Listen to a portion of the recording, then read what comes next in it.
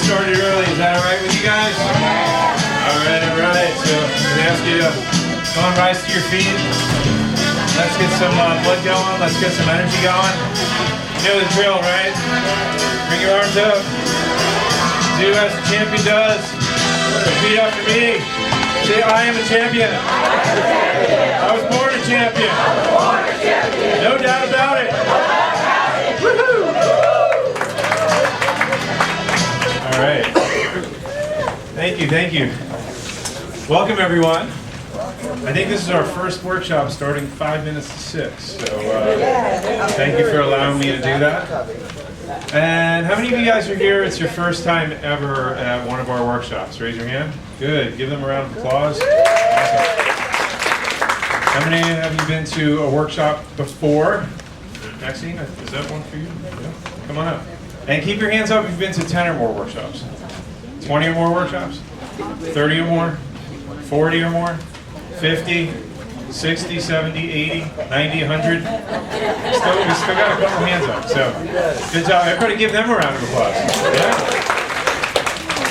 All right, who in their right mind would be crazy enough to come to 100 of these? Well, there's a mantra. It's when you stop learning, you stop growing. And when you stop growing, you start what? You start dying. So you'll see how it works. Every time you come to a workshop, you'll pick up something new. You have fun, and honestly, I believe it's the best investment you can make for an hour of your life on a Monday night. And we're going to pour into you tonight and make sure that you leave with your wheelbarrow full. So next month, we have our holiday health and stress management workshop. The holidays are the best of times, but they're the worst of times. So there's more heart attacks and more suicides during the holidays than ever. I hate to be morbid, but that's the truth, isn't it? So we all have stress, and there is a better way to sail through the holidays so you can have more peace and more joy. And last year, we had a raffle, we had giveaways, and our winner is here with us tonight. Chris, what did you tell everybody what you won last year? I won a 50-inch TV. 50-inch flat screen TV. So rest assured, we'll have more exciting prizes and free giveaways. We had plans last year. This year we're going to have something different just to love on you guys and show you our appreciation. So dial that in your calendar. We should have the 2020 workshop card available. If we haven't gotten it yet, you should have it soon, and it'll show you all the months and all the workshops for the following year. All right, so let's dive right into our program tonight. You're here because what are we learning about tonight? Diabetes, right? Diabetes. What do you want to learn about? What are you hoping to get out of being here? How to get rid of it. How to get rid of it? How to reverse it? Yeah. That's a good way. That's a good question. How to get off medications? Anybody else curious about what they're going to learn tonight? Prevention. How many of you guys would like to go to doctors less often? Take fewer medications? Stay out of hospitals? Okay. So that's what this is geared toward. That's the bullseye that we're going to shoot for tonight. Many of you guys know that we have a health crisis. Diabetes is the fastest growing disease right now. And it's really the precursor and the foundation to a lot of the other degenerative diseases that we're seeing. How many of you have noticed how many more people are losing their memory, getting dementia and Alzheimer's? Tonight you're going to learn the connection with that and what diabetes has to do with that. I think you're going to be astounded. But basically half of all adults have either diabetes or prediabetes. So if you don't have a plan to prevent it, you're on your way to getting it. And I'm not speaking that over anybody. That's the last thing I want to see. But statistics today show you're either diabetic or you're pre-diabetic, or you're working your tail off to make sure that you're either reversing it or preventing it. You're either getting better or you're getting worse. There's no cruise control with this. And you're putting yourself at risk of heart attacks, blindness, amputation, cancer, and Alzheimer's disease. And these are the two biggest concerns today with diabetes. It's not that you die from the diabetes. It causes cancer and it's causing Alzheimer's. And all the medical tests that your doctors are doing for you are pointing in the right direction. They're just not paying attention to it. So I'm going to show you how to read that dashboard a little bit better. Federal health statistics show that 12.5% of Americans 20 and older have diabetes, either diagnosed or undiagnosed. This is pointing to our younger generations who are on their way. And not to mention the financial implications of that. When you think about that, you're talking about if somebody's diagnosed with diabetes before the age of 30, their life is worth well over $300,000 to their endocrinologist. Hundreds of thousands of dollars. If you're diagnosed with diabetes, the cost of that, the economic impact is insane if you stop and ever look at the statistics on it. Another 37% have prediabetes. That's up from 27% a decade ago. So clearly, it's out of control. We're all under the influence of what? Of marketing, advertising, all the commercials that we see. And our lives get busier, and that's the direction that we take. So, cruel cost of ignoring the symptoms, the cruel cost of ignoring the signs, frequent urination, increased thirst, increased hunger even after you're eating, extreme fatigue, blurry vision, cuts and bruises slow to heal, weight loss even though you're eating more, that's usually with type 1, tingling pain or numbness in the hands and feet. So what are we usually given when we're diagnosed with diabetes? When you go to the doctor, it's one of the most common medications that they put you on, right? Metformin. Raise your hand if you know heart disease runs in your family, mom or dad. How many of you guys have heart disease running in your family? Guess what? If you're diabetic and you go to the doctor and they want to put you on metformin, don't walk, run. If heart disease runs in your family, it is contraindicated for heart patients or anybody at risk for heart disease. It doubles your chances of dying from cardiovascular problems. Did you know that? You didn't know that, did you? Well, this is why the workshops are so important, because your medical doctors are good people, but they have a standard of care, and if they go outside of that, they're at risk. They're at risk for losing their license. And quite frankly, many of them are not well educated on alternatives, nor do they want to be. They have busy lives. They're too busy to read their medical journals, which show statistics like this. And unless they're going to continuing education seminars to get their license renewed, who's going to be teaching them about what to do when a person has diabetes? The drug representatives, right? So you have to learn how to navigate this thing called healthcare. There are landmines. And if you're not an educated, informed consumer, chances are you're going to step on one and cause more damage than if you didn't do anything in the first place. So I'm not saying don't ever go to a doctor. I'm not saying don't ever get your test. But I'm saying you cannot outsource the responsibility of your health to your doctor anymore. Right or right? We know that. So that's why you're here. And I'm going to give you the tools to navigate through that. This was a few years ago, probably about 15 years ago. I had a patient who was a little bit overweight and his blood pressure went up. He was having a hard time getting it under control. Went to the doctor, and what do you think the doctor put him on to control it? Blood pressure medication. But he was on this particular medication that caused elevated insulin levels. So the next time he went back to the doctor, his insulin was high, so what did he give him at that point? He gave him one of these drugs right here called Avandia. And not too soon after, he wound up in the hospital. He was at Cleveland Clinic. He had almost the widowmaker. It was a massive heart attack. And they went in there and he needed like triple bypass, and they nicked one of his arteries while he was in surgery, and he laid there on the table bleeding to death while his wife and his 3 daughters were watching him die. Thank goodness they saved his life. But they, were praying over him, and he finally left the hospital, and he was very thankful. But the first thing that I asked when he came back is, what caused the heart attack? He's like, well, I don't know. I've been exercising all the time. I lost all the weight. And you're still taking the medication? Yeah. What medication was he on? Avandia. And what was published in the New England Journal of Medicine at that time is that it caused a 43% increased risk of heart attack and a 64% higher risk of what? Cardiovascular death than patients treated with other methods. He was on that medication on the left there. They pulled it from the market, and then it wound up going right back on. Caused an estimated 83,000 heart attacks between 1999 and 2007. This is how things work in this country. The FDA is quick to pass a drug because they get plenty of money from the lobbyists. They don't do long-term controlled studies to see what happens 8 years down the road. And then tens of thousands of people lose their lives, and they get a slap on the wrist for $1 billion or $2 billion. Meanwhile, they made $20 billion off of it. It's the same thing with cholesterol medications. That's how it works. We're sheep to the slaughter because we don't ask questions. And sometimes it's because we're not willing to put in the work to do something else instead. Januvia, I had a lady who was on this, she was in her 80s, she was somebody used to go to my church, really nice lady, sweet lady. And she was on a lot of it. And she came to a couple of these workshops and she managed to reduce it, but she never got off of it completely. And I went over this with her and she saw this. It increases your risk of pancreatitis by 6-fold if you're on this medication. 3 times greater rate of pancreatic cancer. You know, if I was on that and somebody told me it's tripling my risk of pancreatic cancer, what's the first thing I'm thinking? How fast can I get off of this? But here's an 80-year-old lady, she's scared out of her wits. Well, I don't want to be a bad patient. My doctor told me to take this. She was healthy. She was healthy, healthy, healthy. She was doing all the right things. She got off almost all her meds, but she couldn't nick this in the bud. She passed away last year. She passed away last year. And then she probably would have been alive if she would have got off that. And I know this stuff destroys your liver. I know it destroys your kidneys. I know it destroys your internal organs.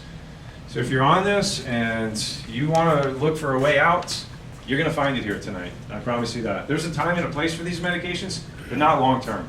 Not long term. Insulin side effects. Let's talk about that. How many of you guys know folks that are on insulin? Very, very common. About 25% of type 2 diabetics are on insulin.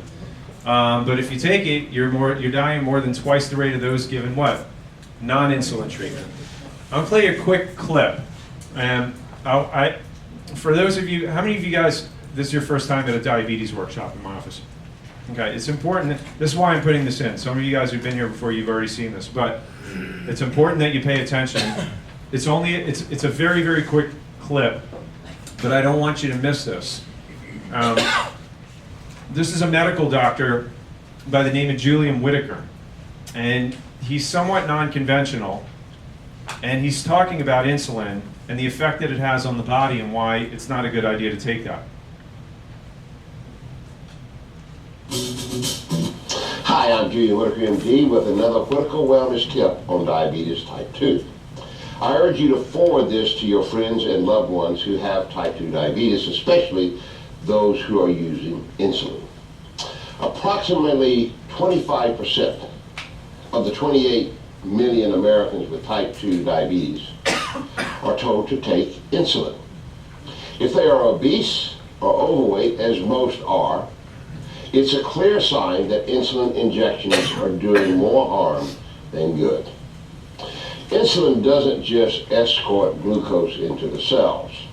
It also signals fat storage and stops fat burning, a recipe for weight gain. Now, excess weight makes blood sugar control more difficult, and poor control increases insulin requirements. In other words, the more weight you gain, the more insulin you need, and the more insulin you take, the more weight you gain. So the question is, which is worse, the disease or the treatment? And clearly what you're going to find tonight, one of the major themes that you're going to learn is that the more weight you're carrying, the more insulin resistant you're going to be. And one of the keys to beating this is just to losing weight.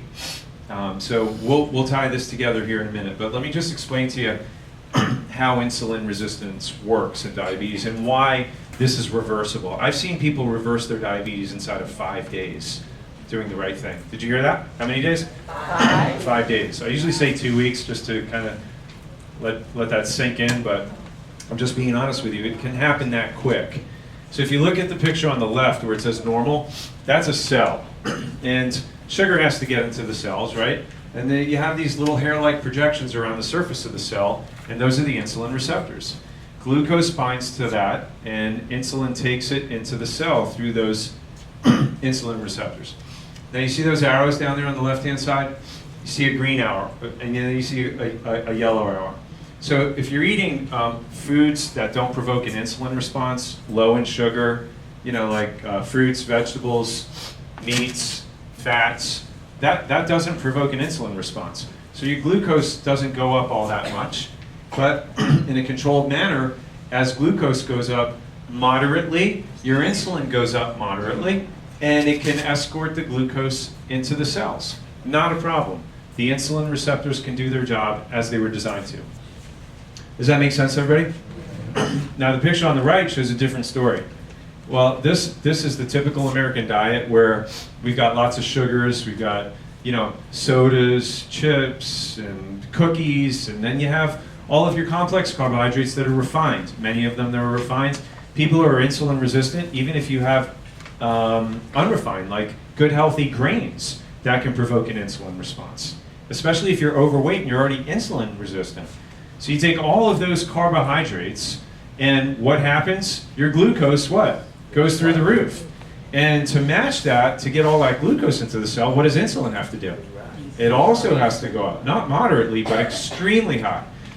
So the more insulin goes up, the more that these insulin receptors are going to get utilized. And in that process, they get overused. And in the process of being overused, they become what?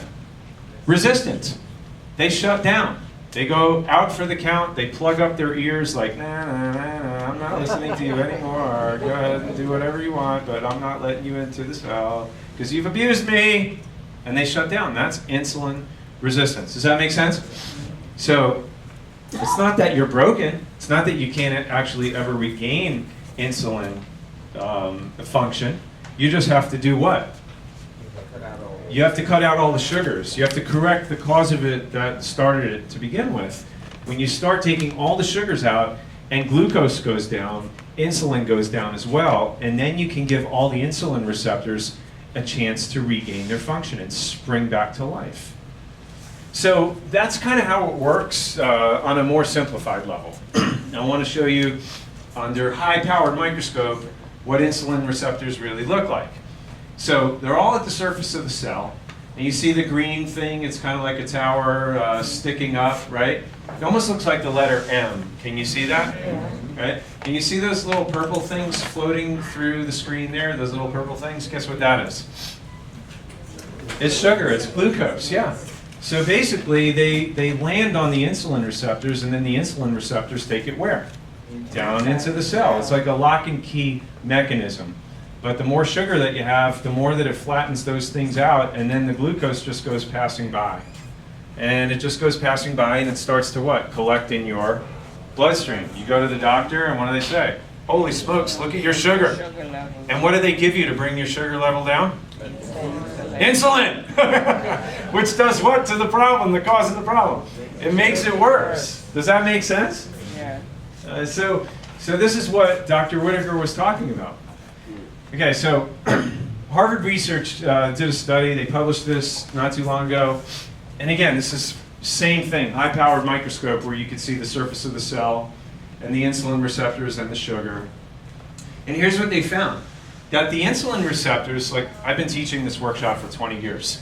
And it wasn't until this year that I had to add this to the workshop because this is a new scientific discovery. Insulin receptors just don't camp out. They're not a fixture at the surface of the cell. Everybody got that? Okay. Anybody remember Star Trek? And they had teleporters, right? You could beam me up, Scotty? Yeah. Guess what? Now what they're finding, Harvard Research finds, is that the insulin receptors literally teleport to the nucleus of the cell. From the surface of the cell. They don't stay there. They transport themselves to the nucleus. Why? Because they are responsible for genetic function to help you express your genes for better or for worse.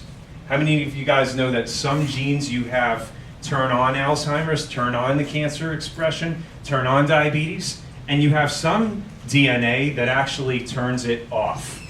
Well, guess what they just found this year is responsible for that? Insulin receptors. Turn to your neighbor and say, wow. Turn to your other neighbor and say, holy smokes! Studies show that insulin receptors physically, look at this, physically relocate to the cell nucleus after it detects and binds insulin.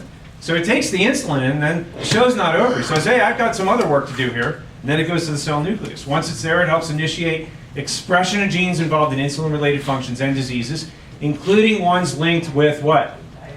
And what? And what? That's right. So what did we just say? Insulin receptors have a lot to do with diabetes, cancer, and Alzheimer's. Whether they work or they don't. If you get them working, you could prevent the sequence of the expression of those genes. And if they go down for the count, you're increasing your odds of allowing that to happen. Thus, insulin receptors function as a key what? On-off switch for a wide range of important cellular processes. There are gene promoters and there are gene inhibitors. So some genes actually promote cancer and diabetes and Alzheimer's. Some genes, during their expression, actually prevent it. And what do you think controls those on and off genes? You may not know what your genes are. I mean, we have gene reporting, we have DNA testing, we do all that stuff in this office, and a lot of us do know. Some of us have had that. You may not know that exactly to the T of the 4,000 genomes in your, human database. But what are some of the things that you know, starting with lifestyle, can actually make sure the right ones go on and the wrong ones shut off, right? It's lifestyle. It's lifestyle. You know that. They've done studies, so that's what they're finding now. These insulin receptors are playing such an important part as far as gene expression, for better or for worse. It does not matter if cancer runs in your family. It does not matter if heart disease or diabetes runs in your family. Genes are not your fate. Genes may have 3 to 5% of an influence from your your parental history, your mom, your dad. 95% of it is the environment that you subject yourself, which turns those genes on or turns them off. And who's in control of that? You are, yeah. So this is all new stuff coming out, confirming what we've been teaching all these years. Can type 2 diabetes be reversed? Archives of Internal Medicine, another medical study. 23,000 people keeping 4 simple behaviors. Eating a what? Exercising, not smoking, maintaining a healthy weight, making sure your BMI is under 30. What was the outcome? 93% of diabetes, 81% of heart attacks, 50% of strokes, 36% of all cancers were prevented. Yeah. So I'm just giving you examples of things that you already know, just to give you more certainty and more conviction. So epigenetics are more powerful than your DNA. Epi means above, that it has preeminence. That means your lifestyle has preeminence and it has power over your genes. So does exercise influence that? Yes. Absolutely. So how many of you guys exercise? Leave your hands up if you exercise more than once annually.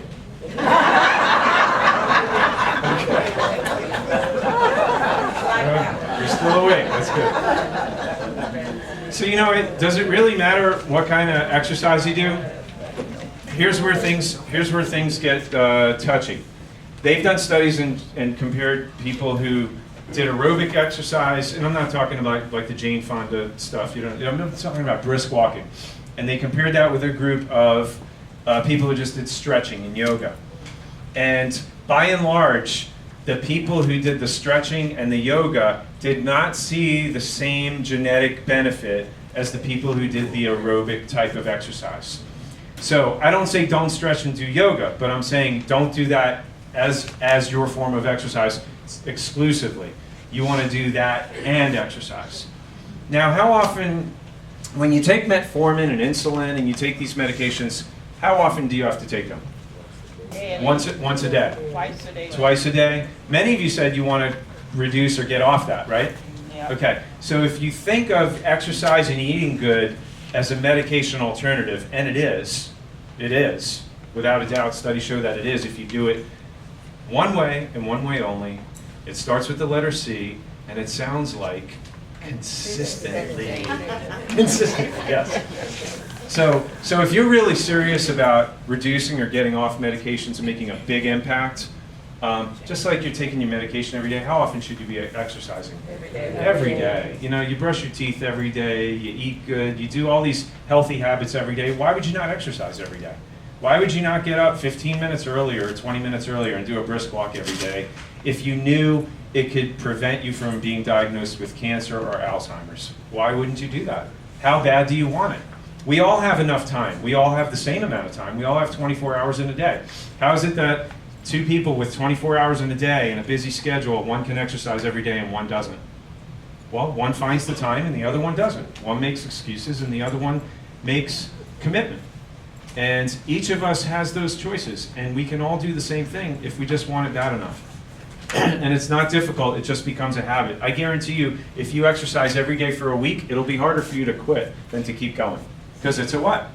Habit. Habits are hard to break, whether they're good habits or bad habits. It's a habit is a habit. Your body doesn't know the difference. May as well be a slave to good habits. So, okay, so we know exercise is important, but here's what we're finding now. If you exercise without diet and weight loss, is the benefit to your blood sugar and diabetes really the same? And what you're going to find out may surprise you. So in other words, you can just say, well, I'm just going to exercise and we'll see what happens. If I lose weight or not, at least I'll feel good and have more energy. But if you're really aiming to, lose weight or control your sugar, control your diabetes, turn off the disease-promoting genes, you better listen carefully. 107 obese individuals, 65 and older, they tracked over a 1-year period. The researchers wanted to measure the difference between 3 distinct groups. Those who did a weight loss program, those who were assigned an exercise program, and those who were put on a diet and an exercise program. So watch what happens. After a year, the insulin sensitivity improved by a whopping 70% in those who lost weight. 70%. Losing weight only made a 70% improvement in insulin sensitivity. And I want to just park on that for a second, because remember I said when you first started, the key to getting control of your diabetes, okay? We know it's diet, we know it's exercise, but what are you watching here? Your body weight, your body mass index, when that starts coming down, 70% just by doing that. Now, the people who are exercising while on a diet and lost weight had a what? 86%. So did the exercise improve that a little bit, right? Did they exercise a little bit while they were on diet and lost? 16%, right? But watch this, the third group did physical exercise without diet, without losing weight. What did they find? No change. No change in their insulin sensitivity. So you see how this all works together? But you know what the most important thing is now, right? If you want to get off your diabetes medication, if you want to reduce meds, lose weight, make it happen quick, you have to what? You have to lose the weight. You have to get that under control. And there are resources to help you do that. Dieting and exercise are part of that program. And we'll show you how to do that. So my question to you is, what has the greatest impact on insulin sensitivity? I already gave you the answer.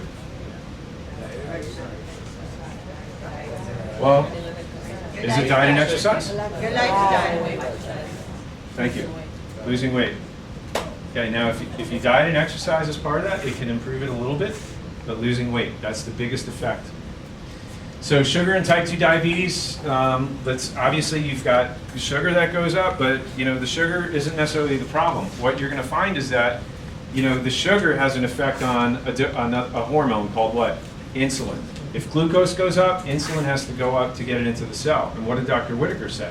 When insulin goes up, you've got hormones that signal fat storage. You've got hormones that signal all types of problems. When insulin goes up, that's what's going to cause you to gain weight. And the more weight you gain, the harder it is to control your blood sugar. The more weight you gain, the greater your risk of cancer and other metabolic diseases, right? So that's why we have to do what we need to do to control the sugar. If we can control the sugar, we can control all the other bad things that happen as a result of that afterwards. So how do we do that? Well, we'll look at the foods that we eat, and we look at the effect that it produces on our blood sugar. How many of you guys like cake and cookies and pizza and hot dogs? Doesn't it taste good? Am I getting you hungry right now? Are you getting hungry while we talk about this? I'm hungry. I'm just saying, But we all like the way it tastes, but there's a reason for that. We've been poisoned in our brain to react to that. Like no different than cocaine or heroin. There's a part of the brain that lights up when you have sugar or chemicals and nitrates and things like that that make you crave more. And that's not an accident. That's been implanted by the food industry so that you can't stop, right? It becomes an addiction. Food is an addiction. No different than a drug. Food is a drug. But you can get off of drugs, right? People go into rehab centers, you can reverse that dependency, and it's the same thing with sugar. Give yourself 2 or 3 days no sugar. It may not be easy the first, second day. By the third day, you're fine. You're fine. It's like it never happened. So you got to learn how to control the sugar and the sugar addiction. And you got to remove all those things that are going to cause that glucose spike and you start eating the things that your body was made to absorb and digest, which actually provides for a moderate blood sugar and a moderate amount of insulin. And then your body can heal and function properly. Does that make sense? Okay, so let's go through some examples. What's wrong with this picture? You have bacon, eggs, and grits, and toast. Is that good or bad? What's wrong with that? The grits and toast. What is that going to do to your sugar? What if you just had bacon and eggs? What would that do to your blood sugar? It would keep it pretty stable, right? There's nothing for it to go up. What if you had bacon, eggs, and strawberries, and raspberries, and blueberries, and cantaloupe, and how's your sugar going to be looking? Cruising, steady, right? Okay, good.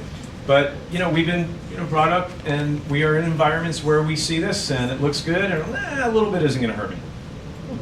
Now, it may not hurt a person who's not insulin resistant. If you're not insulin resistant, and you've got normal body weight, you might be able to get away with some of that, right?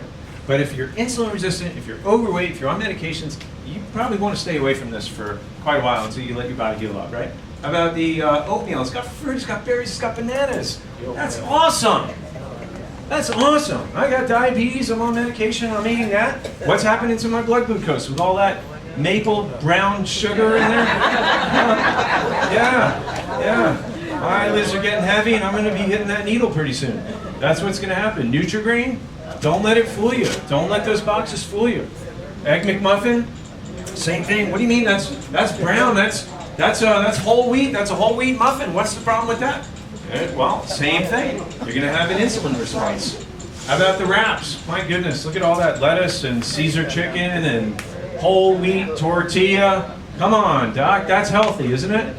Again, it just depends who you are. You can't just, we don't want to be fooled. We don't want to fool ourselves. So, you know who you are, you know your health profile.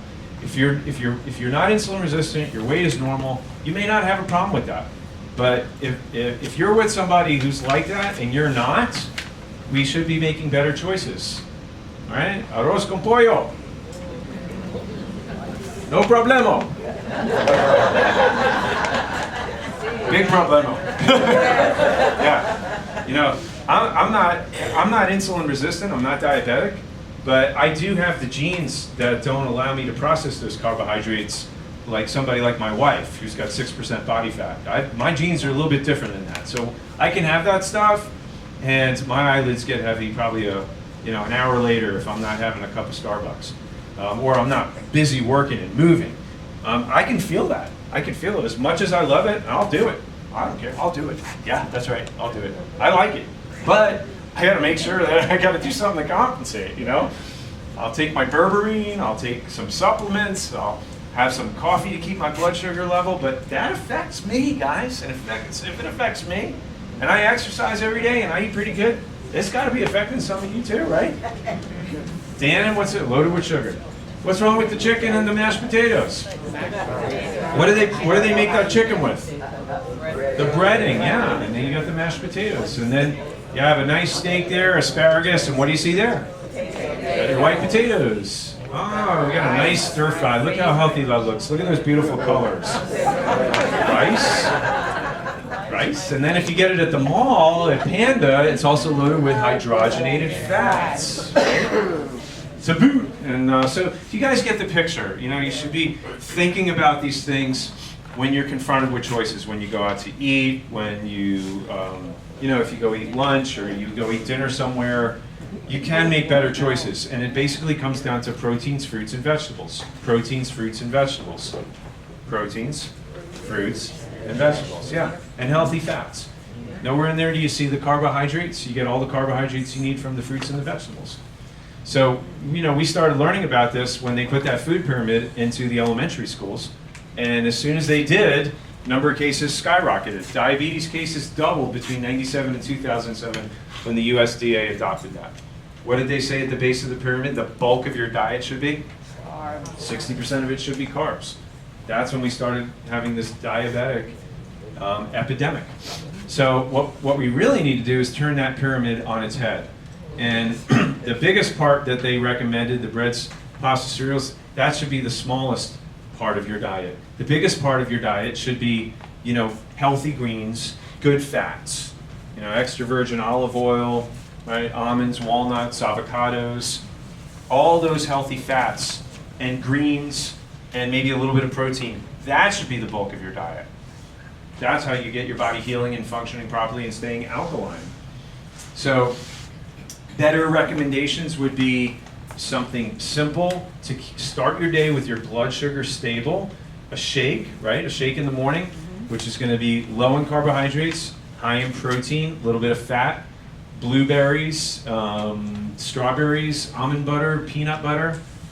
All right. Do you see any Krispy Kreme donuts up there or Nutri-Grain bars? No, you don't see any of that stuff. This is basically what I have for breakfast every single day. I'll work out on an empty stomach, and then after that, I have my shake and I have my berries and almond butter. And that's how I maintain high amounts of energy by starting the day, keeping my blood sugar what? Stable, yeah. And if you want it to stay that way, that's the best way to start your day. You get off to the right start.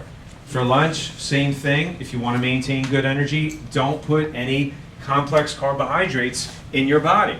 Don't take the risk of doing that. If you want to feel good, maintain your blood sugar, stick with the greens, the good fats, and maybe a little bit of protein. What do you see there? Salad, you got your protein, you could have a Greek salad, Caesar salad, whatever. Just make sure that you have lots of extra virgin olive oil and just keep it light and keep it simple. If you break away from that and you have the breads or the rice, you're going to feel the difference, right? Yeah. So if you are diabetic, this is a pretty solid plan for you to stabilize your blood sugar and get things under control very, very quickly. So what do you see for dinner here? Protein and what? Protein and what? Vegetables. Protein and what? Yeah, you don't see any rice in that stir fry, do you?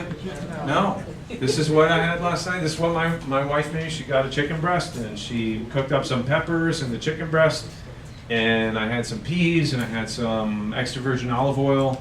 The thing is, if you're concerned about being full or getting hungry again, if that's because you're not having enough fat in your meal. You don't have to overeat. You only have to overeat if you don't have good fats in your meal. Fats give you the feeling of fullness. That's called satiety. No fat, no satiety value. You're hungry again in an hour. And that's what keeps this crazy cycle going. So the key to every meal is having your protein, right? Your fruit or vegetable, and a good healthy what? Fat. Yeah, you should be having an avocado every day.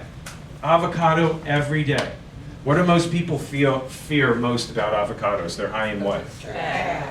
Is it good fat or bad fat? It's good fat. Does good fat make you fat?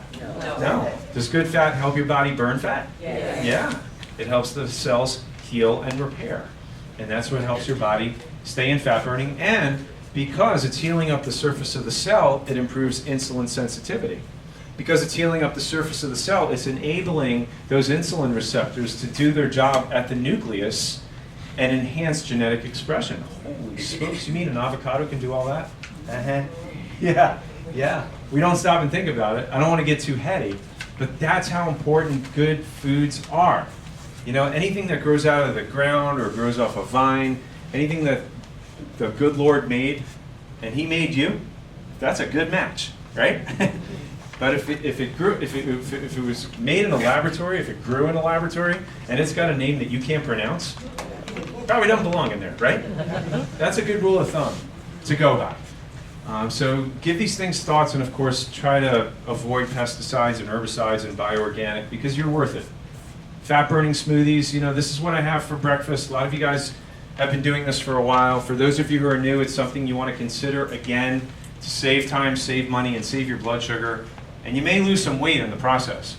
So it's 26 grams of protein, very low in sugar, very low in carbs. And you got some good fat in there, and you can make smoothies out of that. You can make fruit smoothie, you can make a green smoothie. There's so many different things that you can do with that. And that's a great way to start your day. It's got a multivitamin spectrum. You don't have to take one a day. This has everything in it, including a low-level detox. It's got all your vitamins, minerals, antioxidants. So highly recommended. It's one of those important supplements that you could take. Alpha lipoic acid, if you didn't know this is part of your supplement suite. It helps enhance and support whole body glucose metabolism. Ultraplex glucose supports glucose metabolism and insulin sensitivity. Berberine has been found in many, many studies to be even more effective than the drug metformin. Did you know that? Yeah, so these are supplements that immediately will help you get control of your blood sugar. And remember what the study showed. Losing weight is priority number one, and then exercise and what? Diet. If you could do that along with it, you'll see a little bit more bang for the buck. But these supplements we always recommend together because they're synergistic, which means they work together. They work when taken best together, they have an amplified effect, and you get the best results. You'll get your blood sugar under control very, very quickly. And like I said, even if I go kind of off, if I have a couple of slices of pizza or the rice and beans, sometimes I'll just pop a couple of those anyway. And again, I don't have a diabetic condition, but I know it's very effective for helping control the blood sugar. Does that make sense? So if you get all three of them, it's 15% off. We only discount the supplements on the night of the workshop. Many of you guys know that, and we're happy to help you because we know that you want to make application with this, and we see great results with that. So you can talk to them at the front desk at the end of the program tonight. How many of you guys read reviews online? Anybody here read reviews? Some of you guys have written wonderful reviews. Bruce, you wrote something really nice for us. Who else? Michelle, you just wrote an awesome review the other day, and it came to my mailbox, and I'm like, wow, very cool. And you should have seen this huge smile on my face, because I know when people are looking for a chiropractor, and I don't know if it was, I think you did this for us on Monday. Yes. Yeah, so somebody went on Google, they had a car accident, they were looking for a chiropractor. They went on Google, they did a search, and they chose our office. They could have just read your fresh testimonial there. And so, do you have a connection with, helping this person change their life? 100%. So that's what's so important about these, and that's really what we care about and why we care about it so much. You never know how far-reaching the words that you say or put in a review will touch the lives or change or even save the lives of people. Like if you saw this lady, how much pain she's wheeling her little baby in, and she could hardly stand. She was almost weeping. I'm thinking to myself, she told me, she's like, I just read the Google review. I'm thinking to myself, it was probably Michelle's. Probably was. Yeah. So if anybody here is interested in helping us help other people in the community, and you want to do that, I'll bribe you. I'll give you 25% off of the supplements out there, because that's how important it is. So keep that in mind. Just ask them. So, all right, I want to invite my staff up. Come on up front, guys. Give my staff a big round of applause. Tamara, Deborah, Victoria, and got a couple of things we want to recognize some folks with. And okay, the first one is for perfect adjustment attendance. So many of you guys have received this award, and we enjoy honoring you when you actually stay on track and you go above and beyond to make up appointments if they're ever missed. And we love that because, hands down, predictably, we know you're going to see the best results. Sean Hopkins. Everybody give him a big round of applause.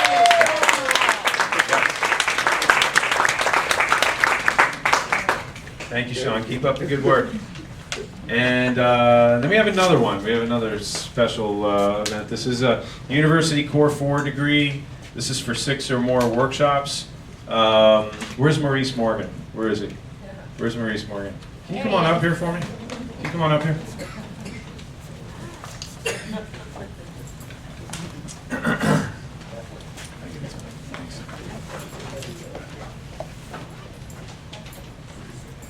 So there's two mentions of honor here. One is for the Core 4 degree. So this is for coming to 6 or more workshops. So I wanted to give you that,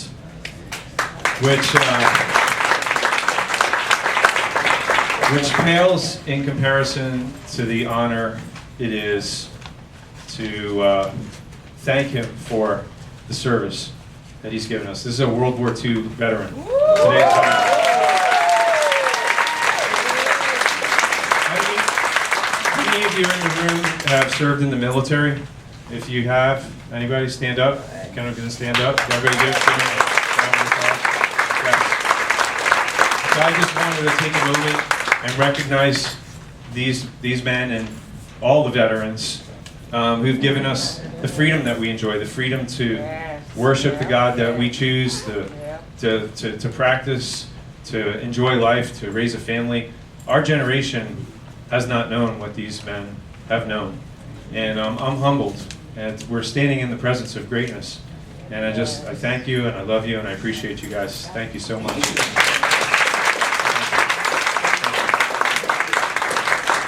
Well, how many years? Yeah. How old are you, Mr. Morgan? 92? 92. 92.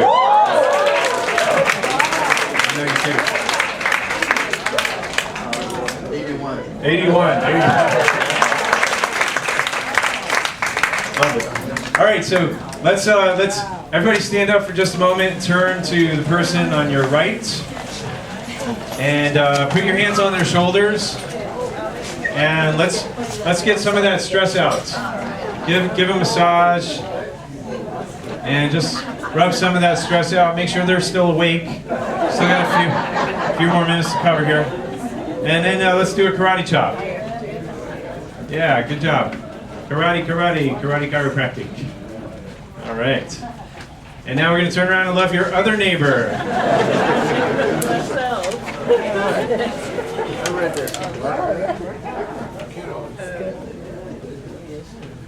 Very nice, very good. All right, karate chop him, karate chop him.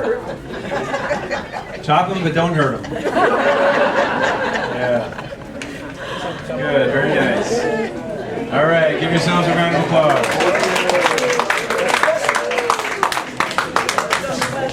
Heads up, they're coming out hot and quick.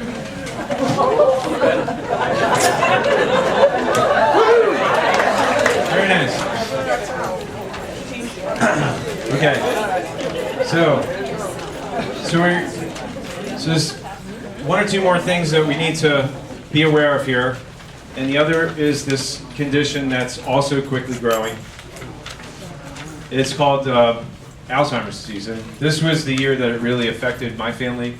Many of you guys know my mother-in-law. So I won't go into all that, but I want to talk to you about how to read your blood test, the dashboard, and how to know like if this is quickly approaching in your life or some of your family members. Type 3 diabetes. What is type 3 diabetes? You know type 1, type 2. What is type 3 diabetes? Alzheimer's, yeah. So it's preceded by something called mild cognitive impairment. And this is the preceding stage between when your memory is declining just from age, but it's kind of in between that and full-blown Alzheimer's. What are some symptoms? You forget things more often, forget important events such as appointments or social engagements, you lose your train of thought with a thread of conversations, books or movies. You ever be in the middle of talking to somebody and you kind of forget what the point was that you're going to make? It kind of happens sometimes to us, but if it's happening a lot, you really need to pay attention here. You feel increasingly overwhelmed by making decisions. You're just overwhelmed. It's like too much. You throw your hands up. You just want to give up. Planning steps to accomplishing a task or understanding instructions. This is where it gets really serious. You start to have trouble finding your way around familiar environments. Become more impulsive or show increasing poor judgment. Your family and friends notice these changes. If somebody's talking to you about this and they're concerned, again, you need to pay attention. So, mild cognitive impairment can be predicted by a certain blood test. And you probably never guess which one this is. So you go to the doctor every year, and what tests do they check for your blood sugar to see if you're diabetic? Hemoglobin A1C. Fasting blood glucose and A1C.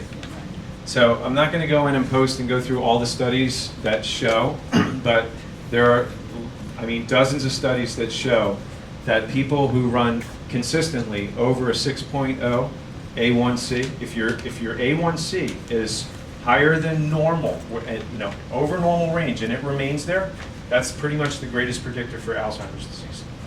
And so this is really coming to the forefront now. It's time that we listen up, and this really needs to be a concern. If your A1C is high and you're not getting it down, it's one thing for you to stay on insulin or diabetes meds, but if your A1C keeps cruising at that, you're going to have another disease to deal with pretty soon also. And we have to get this looked at very carefully. When you read those blood tests, understand what it really means. The least of our concerns is the diabetes. The biggest concern is how it's degenerating the brain. Is everybody with me so far? Yes. Archives of Neurology, another medical journal, Mayo Clinic study in 2008.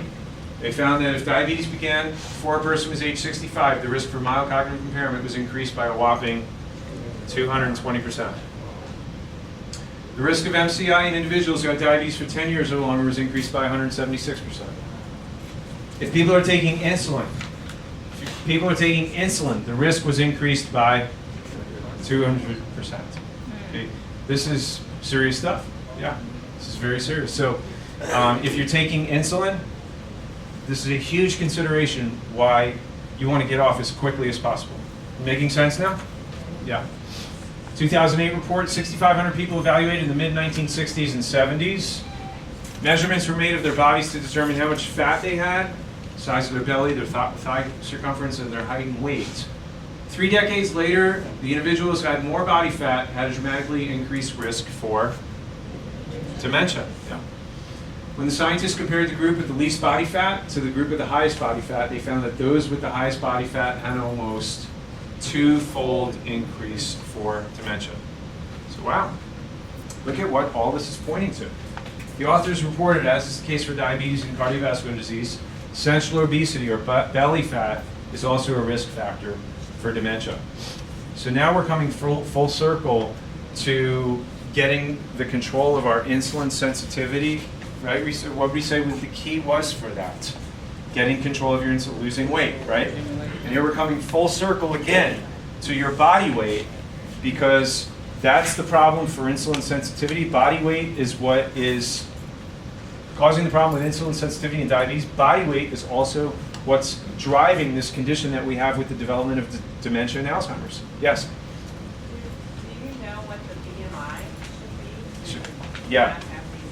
Yep, getting there. So it's just I'll just have to, since you opened it up. So over 30 is clinical diagnosis for obesity. So you want to be under 30, but ideally closer to 25 or under. 25 to 30, overweight. Over 30, you're obese, highest risk for heart disease, cancer, diabetes, and Alzheimer's. And when that BMI goes up, there's other implications as far as visceral fat, all the fat around your organs, very, very unhealthy things. Systemic inflammation, so it all kind of ties together, and that's why that number is so important. So the question becomes, how motivated are you now that you understand what we're talking about with diabetes? Before it was amputations, blindness, that was all kind of in the background. Now what are we realizing? Cancer, dementia, Alzheimer's, this is the big concern now. Not that those weren't a concern, but this is something that we haven't really thought much about.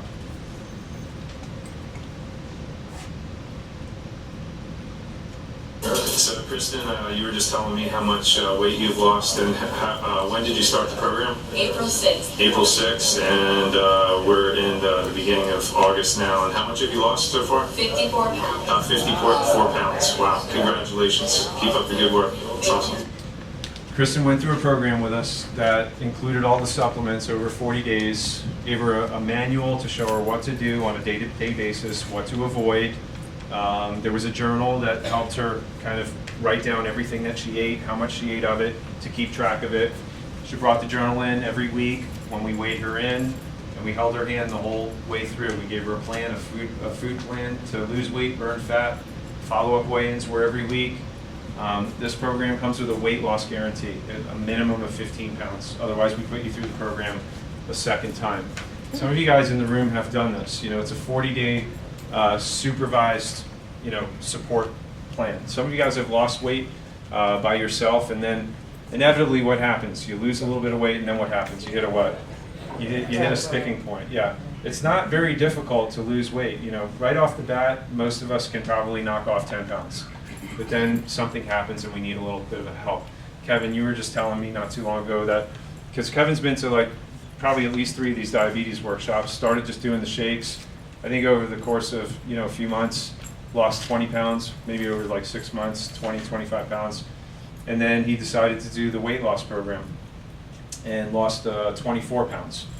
and now he kind of has his disciplines, and he's got the system kind of under his belt. He knows how things work. Another 18 pounds. So he's lost 72 pounds here since he first started. He went from triple XL down to 2XL down to 1XL. Now he's going into XLs. He's getting there. So he's a yeah. Give him a round of applause. Yeah. So that's, I wanted to, and he gave me permission to use him as an example to encourage you guys. So some of you may want to just be inspired to get some of this stuff going on your own. For some of you, you've already tried that. Take advantage of this program that we have, because it's guaranteed to work for you. And you don't just lose weight. We monitor other things besides your weight, like your body fat. Make sure you're not just losing muscle and water. Anybody can do that, but you're losing fat only, and you maintain your muscle, right? And the other part of that is your metabolism. We have technology that actually pinpoints what your metabolic age is. So you may be sitting here 60 years old, and your metabolic age could be 90. That means you're 60, but your metabolism is working like somebody who's 90. Wouldn't you like your metabolism to be working like somebody who's 20 years younger, right? So if you're 60 and your metabolism's working like a 40-year-old, is it going to be hard to keep that weight off? No. But if you don't have those, if you can't adjust those dials and you don't have that on your dashboard or your radar, you may be running into trouble after you lose that weight. That's why with most people it comes right back on. This program's a little bit different. So, Kristen, I gotta get this figured out. My name is Walter. I've been on the program for 2 weeks now, and I've lost 19 pounds, and I'm still going. So if you're thinking about doing the program, do it.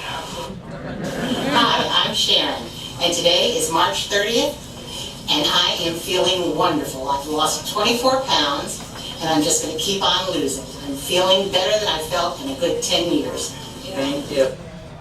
So, so this is what it looks like. You stand on the scale, we do a body composition analysis, and it breaks down, what your body's composed of. It's not just your weight, that's just part of it, but we do all these other things. Your visceral fat should be under 12. You'd be surprised. A lot of people will find up in the 20s, and that's very serious and very dangerous.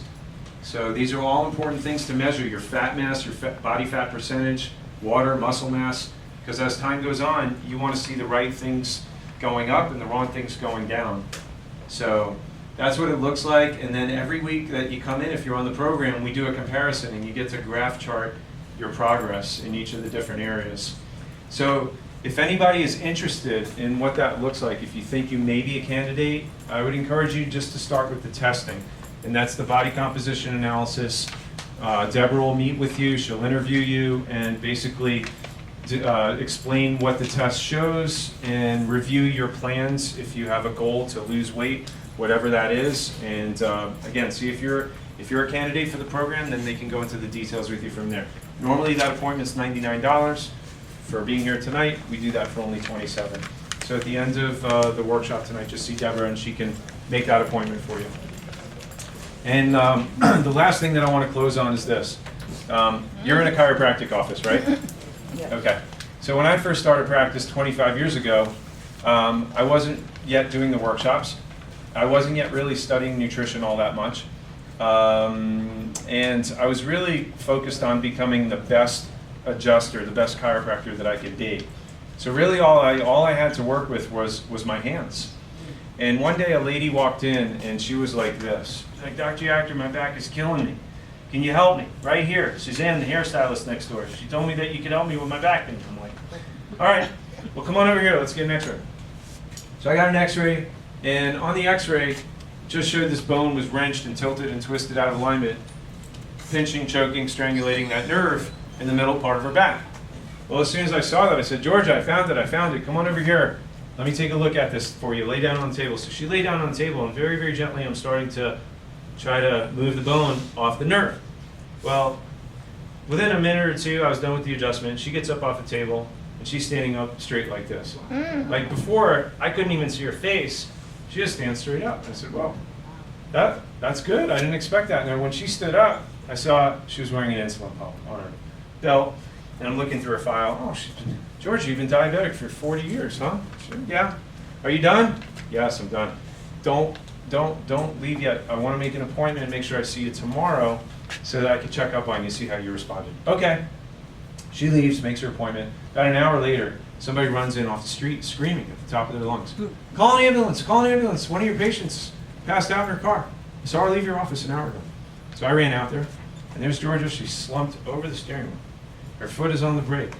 Her hand is on the transmission. It's in the reverse gear. And she's passed out. I'm like, oh my gosh. Put her in park. Ran back inside, called the ambulance, hung up, and I said, she's diabetic. Maybe it has something to do with her blood sugar. Let me go get some orange juice. So I went in the back, got some orange juice, started dabbing her lips. And sure enough, her eyes roll back to the front of her head. She starts regaining consciousness. No sooner did the ambulance pull up, right? So they take her, she's half conscious.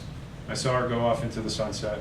And I'm thinking to myself, what the heck did I just do? I just put this poor lady in the hospital. I thought she was doing good. I mean, she stood straight up. I thought that was a miracle. And now she's going to spend the night in the hospital. What did I do wrong? What did I do wrong? It just didn't make sense. So I went home. I didn't sleep at all that night. I came in the next day.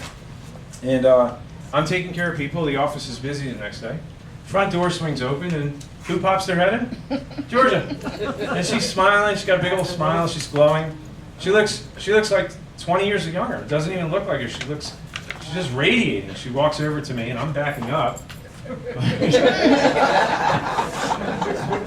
Sorry. She's like, come here. She gives me this big hug. She says, I don't know what you did yesterday, but I haven't slept this good and felt this good in 40 years. Can I have another adjustment? So I said, yes, you can have another adjustment. But I need to show you something, because I thought I did something wrong when you left here yesterday going to the hospital. But I think I might have done something right. See that nerve there on the x-ray? See that big, that bone that's just out of alignment, putting pressure on the nerve? That was the nerve that was pinched, that I tried to take the pressure off to get you out of pain. But it's the same nerve that is going off to your stomach and your pancreas. And if you look on this nerve chart, you'll see that middle part of the back is the exact nerve that supplies the stomach and the pancreas, the same thing that you see right there. And I said to George, I said, I think what happened was when I opened up that nerve channel to get you out of pain, it also enabled the brain to communicate through that nerve to the pancreas and the stomach. And I think because of that, for the first time in a long time, the body started making insulin, but your pump was still on, so you got too much. She's like, yeah, that makes sense. Are you going to adjust me or what? I said, yeah. I'm no adjuster. So I adjusted her, and then I started taking care of her, and she was coming in a few times a week, and then we did a progress evaluation 4 weeks later. And she's like, oh, by the way, yeah, my back doesn't hurt, but I wanted to tell you, my endocrinologist took me on my insulin requirements from 8 units down to 5 units. I'm like, wow, that is awesome. Keep up the good work. She keeps coming in. 4 weeks later, we do another exam. She's like, he has me down to 3 units now. 4 weeks later, we did another exam. He has her down to 0.8 units. She went from 8 units to 0.8 units in 3 months. And he also, at this point, wants to know what my clinical protocol is for curing diabetes with chiropractic care. What do I say to that? I move the bone and God does the healing. Did I tell him that? No. No. But honestly, do I have a special adjustment to heal diabetes? No. What happened? It wasn't from my adjustment. The power for her body to heal and function properly never left her body. It never leaked out. The minute that God breathed life into her, it stayed on board. And it's the same power that took 2 cells and it multiplied and divided and multiplied and divided and took those cells and made organs, made a spinal cord, a brain, and made a whole body and a beautiful new baby. That intelligence is what coordinated that whole thing and what coordinates your health sitting here right now. It's what's making your heart beat, your lungs breathe, your stomach digest food. You could have had a Twinkie for lunch and it's making eyeball tissue right now, right? What is that under the control of? Innate intelligence.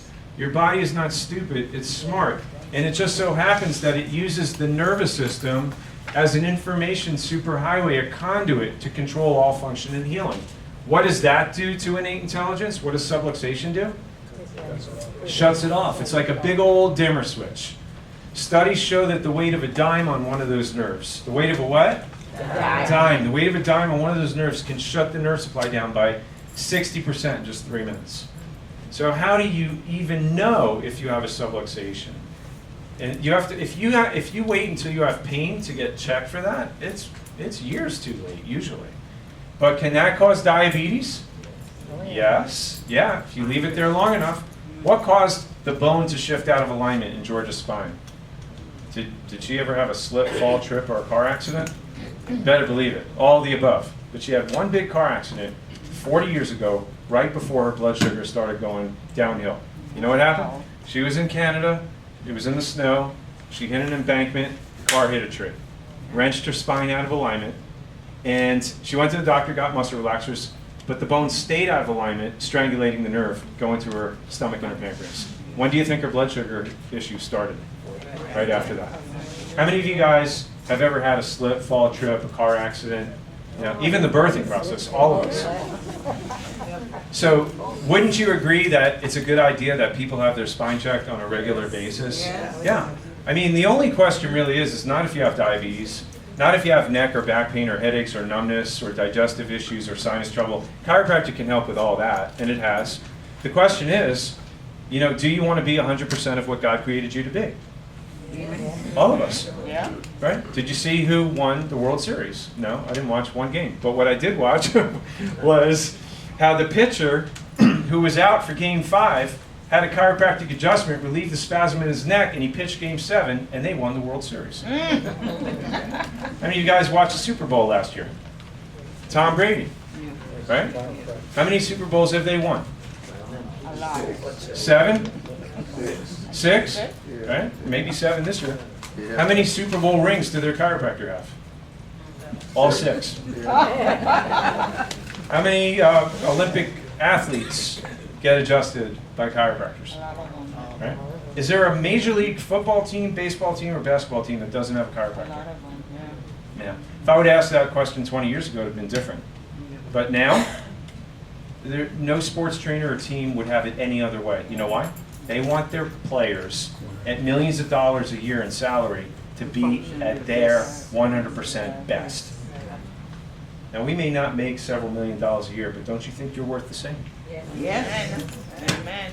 So the question is, how do you know those nerve channels are open? If they are open, how long do you want to keep them open? All the time. All the time. So the question is, how do you know if they're open or not? If you're a patient under care in this office, you know we don't guess, we test, right? You come in, you do a scan, you may get an x-ray. I want you to feel good, but we want to see evidence, okay?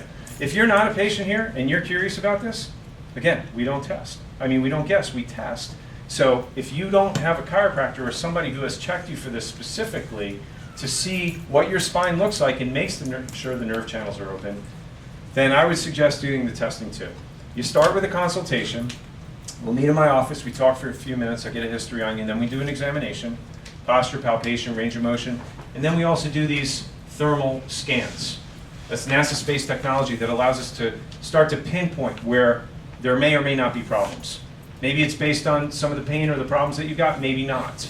Like on a scan like on the left where you see all that red, you may have back pain, maybe you don't. You know, the scan tells us where you do have a problem, aside of where you're feeling. It'll show us that. And if we have reason to suspect that you've got damage in your spine, that test will show us where we need to look further, and then we correlate it with what? X-rays. Is that valuable? Yeah. So people come in sometimes and they don't have any problems. They just want to get a checkup, like going for your prostate exam or your mammogram. When do you want to find problems? If they're destroying your health, when do you want to find problems? Later or sooner? Yeah. Yeah, prevention is the key. And normally the consult, the exam, the x-rays, $300-400. But when you come to a workshop like this, on behalf of the guests that invited you, we want to be a blessing to you. And we don't usually include the x-rays. It's very time consuming, there's a lot of technology involved, but we'll include that for only $47. $350 value for only $47. You'll get a little health pass. It'll entitle you to the consult, the exam, and the x-rays to see what your health looks like, and if you need help, what needs to be done. The report of findings, where I explain all that to you, is included as well. Deborah has those. We have a limited number of appointments, and the offer is only good tonight. So the offer ends when I leave the building tonight. But if you'd like to take advantage of that, I urge you to do that. The $47, 100% of that goes to our mission to Haiti. It's something. It's a mission. It's a mission that we support in our church, and we've been supporting it for the last 9 years. And every year we donate, and so just know that you're donating to a good cause, because 100% of that goes to them. So if you're interested in doing that, see Deborah. She'll show you the appointments that we have available. And don't forget to take that flyer, dial in your workshop for next month. We have a limited number of supplements, so make sure you see them up front. And thank you so much, everyone, for being here tonight. I love and appreciate you.